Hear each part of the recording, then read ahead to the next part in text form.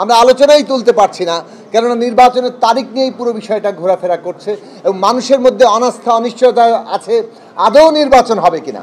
বিচার সংস্কার এবং নির্বাচনের সুনির্দিষ্ট রোডম্যাপ ঘোষণা করতে হবে।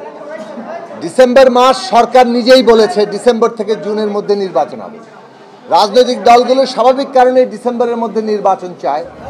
এখন ডিসেম্বরের থেকে যদি অন্যথা কোনো কিছু হয়, কোনো কারণে পেছায়, তাহলে সেটা সরকারকেই ব্যাখ্যা করতে হবে যে এই বাড়তি সময় তাদের কেন লাগবে।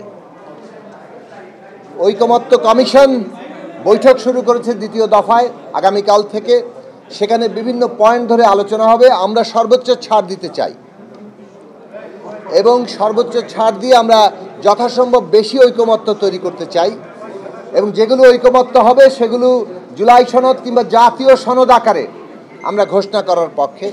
যেসব বিষয়ে দ্বিমত আলোচনার পরও থেকে যাবে সেগুলো জনগণের মধ্যে যাবে, নির্বাচনের মধ্যে যাবে। যে দলকে জনগণ বিজয়ী করবে তারাই সেগুলো বাস্তবায়ন করবে। আমরা যেটা বলেছি যে নির্বাচনের তারিখ সুনির্দিষ্ট করা এই কারণে প্রয়োজন যে সংস্কারের বিষয়গুলো যেগুলোতে ঐকমত্য হচ্ছে, যেগুলোতে দ্বিমত আছে, সেখানে জনগণের অংশগ্রহণ তৈরি করা দরকার।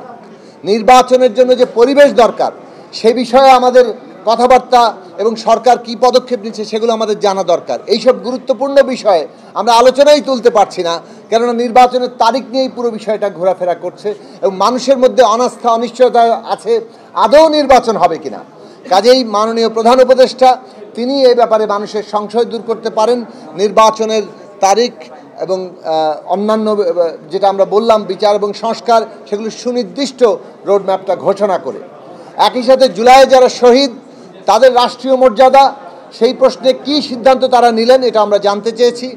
অন্যান্য সমস্ত কমিশন রিপোর্টের কি হবে সেটা আমরা জানতে চেয়েছি।